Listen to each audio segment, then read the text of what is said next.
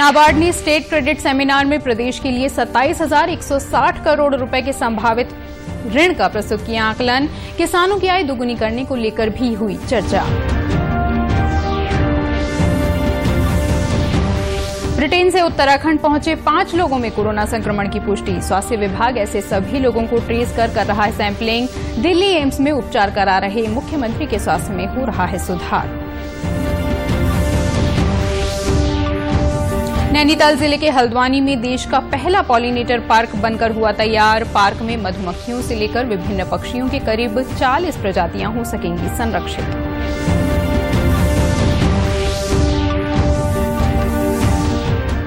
और वर्षा जल और सौर ऊर्जा का संरक्षण कर रही देहरादून की सौम्या ने पेश की मिसाल। जैविक कचरे से बना रही कंपोस्ट, ऑर्गेनिक खेती की भी दे रही मिसाल। और अब समाचार विस्तार से। नाबार्ड द्वारा आज देहरादून में स्टेट क्रेडिट सेमिनार का आयोजन किया गया। सेमिनार में वर्ष 2021-22 के फोकस पेपर का विमोचन कृषि मंत्री सुबोध उनियाल और सहकारिता राज्य मंत्री डॉक्टर धन सिंह रावत ने संयुक्त रूप से किया। इस फोकस पेपर में राज्य में संभावित ऋण के आकलन का विवरण दिया गया। नाबार्ड ने आगामी वर्ष के लिए 27,160 करोड़ रुपए के संभावित ऋण का आकलन प्रस्तुत किया, जो गत वर्ष की तुलना में लगभग 10% अधिक है। हमने ये अनुमान लगाया है कि जो भी हमारे इस उत्तराखंड राज्य में है, अगर सभी लोग, सभी state government, reserve bank of India, NABARD और सभी स्टेक होल्डर मिलकर साथ काम करेंगे तो ये संभावना को हम लोग एक्चुअल में अचीव कर लेंगे। और इसको बेस बना करके ही जो SLBC होता है उसको इसके लिए टारगेट फिक्स करता है। वहीं कृषि मंत्री सुबोध उनियाल ने कहा कि सरकार पहाड़ी जिलों में छोटी जोत के कारण किसानों को होने वाली समस्याओं को दूर करने का प्रयास कर रही है। उन्होंने बताया कि मंडी क्षेत्र के विस्तार और सुविधाओं को लेकर सरकार नाबार्ड का सहयोग ले रही है।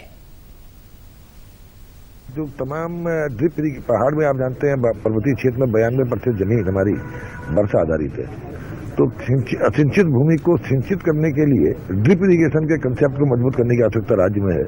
तो हम लोगों ने ड्रिप माइक्रो इरिगेशन को लेकर के प्रोजेक्ट में इसमें जो गैप फंडिंग ज्यादा से ज्यादा, क्योंकि काफी एक्सपेंसिव पड़ती है, किसान हमारा उसको यूज नहीं कर पाता, तो इसके लिए हम चाह रहे हैं कि नाबार्ड के माध्यम से जो 50% सब्सिडी है उसको 90% के आसपास ले जाने का काम कर रहे हैं।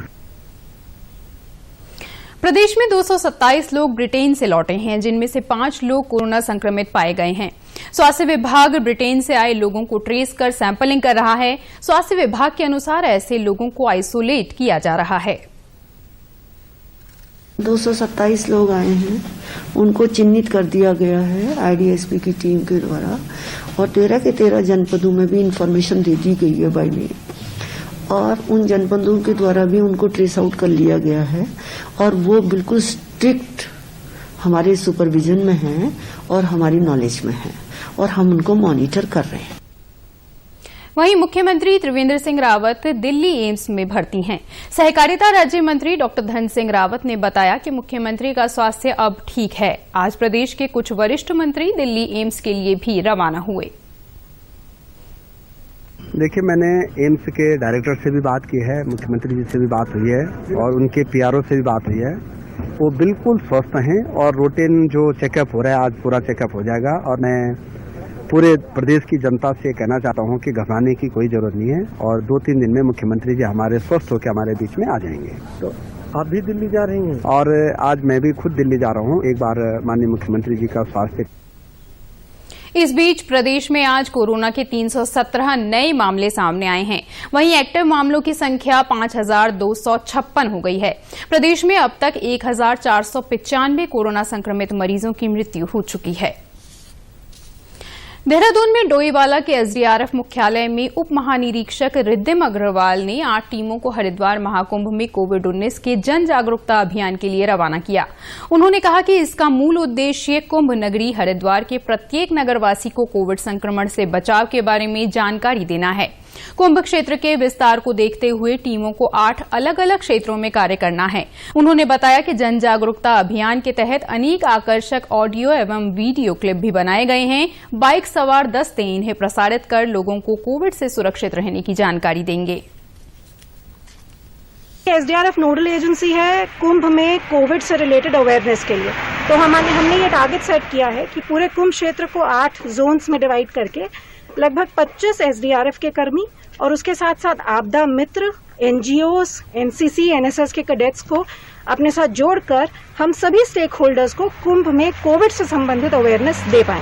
हमारे पास लगभग स्टेक होल्डर्स में सभी होटल्स, धर्मशालाओं, आश्रम के जितने मैनेजर्स, एम्प्लॉइज हैं, साथ ही साथ फड ठेली वाले, प्राइवेट ड्राइवर्स और वहां पर रहने वाले संत, सभी लोगों को, स्टेक होल्डर्स को टारगेट किया जाएगा कि अगले 15 से 20 दिन में, जब तक कि स्नान नहीं शुरू होते हैं, तब तक हम उनमें एक अवेयरनेस जागरूकता फैला सकें।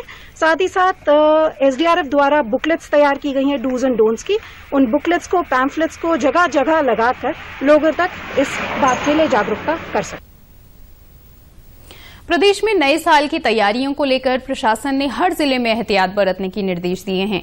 कोरोना संक्रमण को देखते हुए कई जिलों में बड़े आयोजनों पर रोक भी लगाई गई है। मसूरी, नैनीताल, हरिद्वार और ऋषिकेश सहित कई पर्यटक स्थलों के होटल नए साल के चलते बुक हो गए हैं। हरिद्वार के जिलाधिकारी सी रविशंकर ने बताया कि कोरोना महामारी को देखते हुए विशेष एडवाइजरी जारी की गई है। उन्होंने नए साल के जश्न को सादगीपूर्वक मनाने की अपील की। वहीं राजाजी टाइगर रिजर्व में भी नए साल के जश्न मनाने के लिए सैलानी पहुंच रहे हैं। यहां पर वन विभाग के सभी विश्राम गृह सैलानियों से गुलजार हैं। पार्क के निदेशक डीके सिंह ने सैलानियों से अपील की है कि वे मर्यादा में रहकर नए साल का जश्न मनाएं और कोरोना महामारी से संबंधित जारी गाइडलाइन के अनुसार ही पार्क में घूमने आएं। न्यू ईयर के दौरान हमने सभी क्षेत्रीय स्टाफ की छुट्टियां निरस्त कर दी है और उनको निर्देश दिया है कि वो निगरानी रखें। और हमने जो हमारा पश्चिमी क्षेत्र का जो बॉर्डर है, जो उत्तर प्रदेश से लगता है, उस बॉर्डर पे हमने 4 मूविंग टीमें तैनात कर रखी हैं। 4 गाड़ियां हमने अलग से उनको किराए पे रखा है और उसमें अलग व्यक्तियों को रखा गया है, स्पेशली इसी दौरान गश्त के लिए। रुद्रप्रयाग जिले में भी नए साल के जश्न को देखते हुए पुलिस ने पर्यटकों की सुरक्षा एवं हुड़दंग को रोकने के लिए दुगलबेट्टा चोपता में अतिरिक्त पुलिस कर्मियों की तैनाती के निर्देश दिए हैं। नए साल का जश्न मनाने के लिए जिले के पर्यटक स्थलों में बड़ी संख्या में पर्यटकों की आवाजाही देखने को मिल रही है। न्यू ईयर पे चोपता, दुगलबेट्टा, बनियाकुंड एरिया में जो कैंप्स है, यहाँ पे काफी सारे लोग बाहर से आते हैं। तो इसके लिए जो ऊखीमठ थाना इस क्षेत्र को देखता है, वहाँ पे अतिरिक्त फोर्स दी गई है और रिकवरी वैन, क्रेन की व्यवस्था की गई अलग से। और इन केस वेदर फोरकास्ट ऐसा आता है कि स्नोफॉल वगैरह होती है, तो उसके लिए जो गाड़ी में टायर में जो चेन लगती है, उसकी अतिरिक्त व्यवस्था की गई है। नैनीताल जिले के हल्द्वानी में देश का पहला पॉलिनेटर पार्क बनकर तैयार हो चुका है। वन अनुसंधान केंद्र के निदेशक संजीव चतुर्वेदी ने आज इस पार्क का उद्घाटन किया। करीब 4 एकड़ में बने इस पॉलिनेटर पार्क में मधुमक्खियों से लेकर विभिन्न पक्षियों की करीब 40 प्रजातियां संरक्षित हो सकेंगी। श्री चतुर्वेदी ने बताया कि इस पार्क के अंदर पॉलिनेटर का वातावरण विकसित किया गया है। पौधों के पनपने में परागण का विशेष महत्व होता है। उन्होंने कहा कि मधुमक्खी, तितली और चिड़िया परागण कर जंगल को बढ़ाने का काम करती हैं। यहां कई प्रकार के पेड़ भी लगाए गए हैं। जो अलग अलग तरह की पोलिनेटर की प्रजातियां होती हैं, उनको संरक्षित करने के लिए और उनके बारे में एक जागरूकता फैलाने के लिए युवाओं में, आम जनता में, और साथ में इस बारे में जो भी आगे रिसर्च हो सकता है, अलग अलग जो पोलिनेटर्स की प्रजातियां होती हैं, किन किन प्लांट्स के लिए कौन कौन पोलिनेटर उपयुक्त होते हैं, उनको जो है किस तरह के कीटनाशकों या रसायनों से ज्यादा खतरा है, किस तरह के प्रदूषण से ज्यादा प्रभावित होते हैं वो, ये सारी चीजों के बारे में एक शोध करने के लिए और एक डेटा मेंटेन करने के लिए ये मुख्य उद्देश्य है इस पार्क की स्थापना के। ये पहला पार्क है, देश का पहला पॉलिनेटर पार्क है। पार्क में विभिन्न पॉलिनेटर्स के लिए निवास स्थान बनाए गए हैं, जहां कई तरह के फूल और पौधे लगाए गए हैं ताकि मधुमक्खी, तितली, कीट और पक्षियों को अनुकूल माहौल मिल सके। इसके अलावा पूरे पार्क में कई किस्म के फलों के पेड़ों के साथ ही बर्ड फीडर और घोंसले भी रखे गए हैं। हमारे जीवन को प्रकृति कितना सुगम बना सकती है, इसकी मिसाल कायम की है देहरादून में रहने वाली रिसर्च वैज्ञानिक सौम्या प्रसाद ने। वर्षा जल और सौर ऊर्जा का संरक्षण कर सौम्या ने पिछले 3 वर्षों से बिजली और पानी के बिल से छुटकारा पा लिया है। सौम्या ने अपने घर की छत पर सोलर पैनल लगाए हैं, जिससे उनके घर में बिजली की आवश्यकता से ज्यादा उत्पादन होता है। हमारी सरकार की काफी स्कीम है सोलार के लिए। एंड रेजिडेंशियल के लिए बहुत कन्वीनियंट हो गया है उत्तराखंड में ना। तो हमने 2018 में ये प्लांट कमीशन किया 5 किलोवाट का, और तब से हमने बस मीटर का जो चार्जेस होता है हर साल वो भरे, इतना ही बिल आता है। अदरवाइज हमारी कंजम्पशन तो ज़ीरो रही, क्योंकि हम जो जनरेट कर रहे हैं हमारी यूसेज से ज़्यादा है। बारिश के पानी के संरक्षण के लिए उन्होंने 22,000 लीटर का एक स्टोरेज टैंक भी बनाया है। इसमें एक उच्च गुणवत्ता का फिल्टर लगाया गया है, जिससे इस पानी का इस्तेमाल पीने और घर के अन्य कामों में किया जाता है। यहाँ पर 22,000 लीटर की टंकी बनाई अंडरग्राउंड स्टोरेज। जो टिन का छत लगा हुआ है उससे जो पानी कलेक्ट करके हमने एक टंकी में स्टोर किया। कि हमने यही 2018 में ये वाटर हार्वेस्टिंग भी सेटअप किया, और तब से हमने सिर्फ वही यूज़ किया है। घर में जो है रिनोवेशन के बाद नल वल उसमें कोई कैल्शियम का डिपॉजिशन नहीं है। इसमें कोयला, रेता और बजरी का 3 स्टेप फिल्टर है। उसके साथ एक सेडिमेंटेशन टैंक भी है।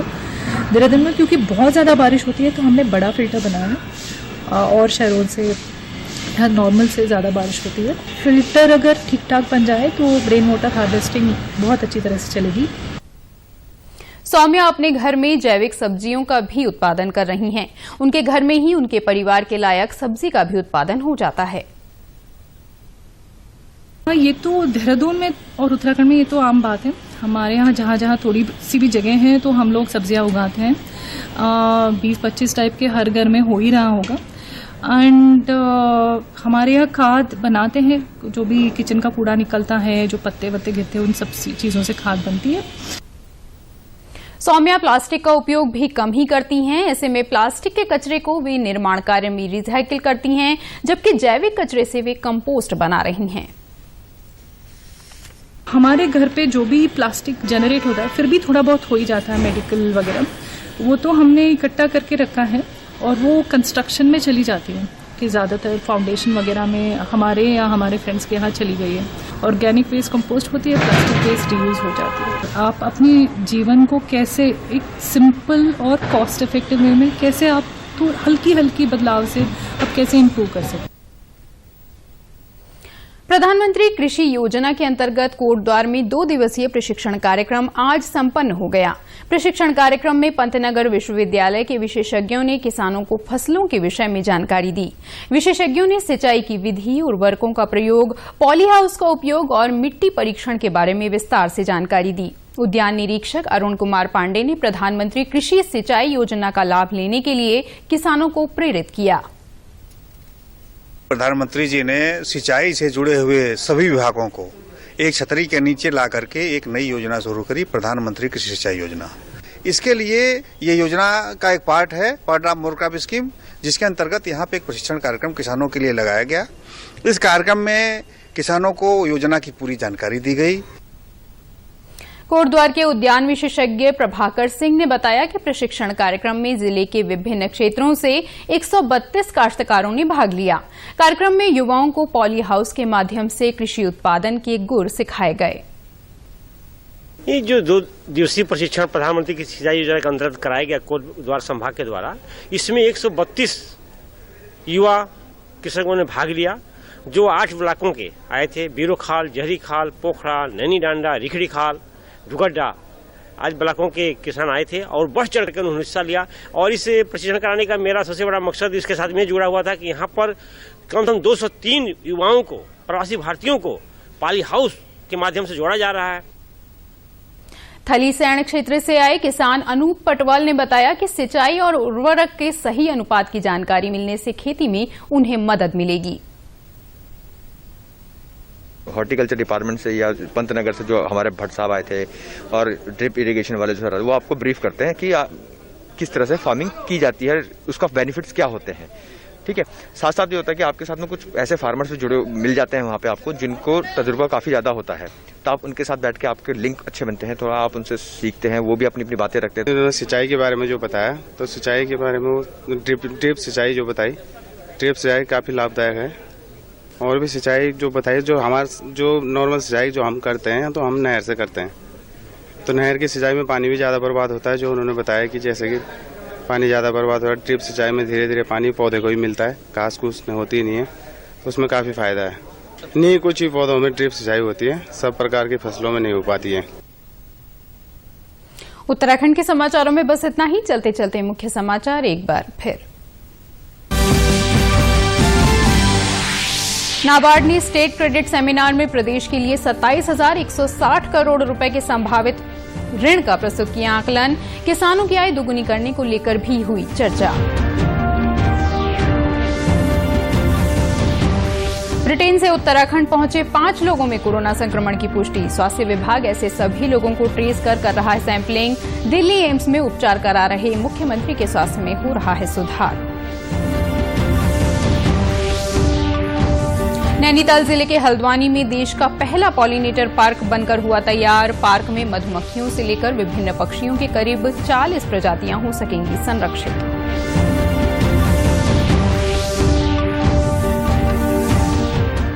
और वर्षा जल और सौर ऊर्जा का संरक्षण कर रही देहरादून की सौम्या ने पेश की मिसाल। जैविक कचरे से बना रही कंपोस्ट, ऑर्गेनिक खेती की भी दे रही मिसाल। उत्तराखंड की खबरों के लिए आप हमसे सोशल मीडिया के माध्यम से भी जुड़ सकते हैं।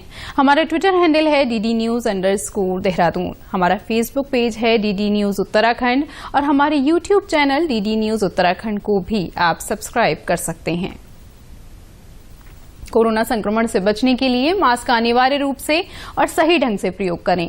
साथ ही सामाजिक दूरी का ख्याल रखें, नियमित रूप से हाथ धोएं और याद रखें, कोरोना को हराना है, मास्क जरूर लगाना है। इसी के साथ बुलेटिन समाप्त हुआ। नमस्कार।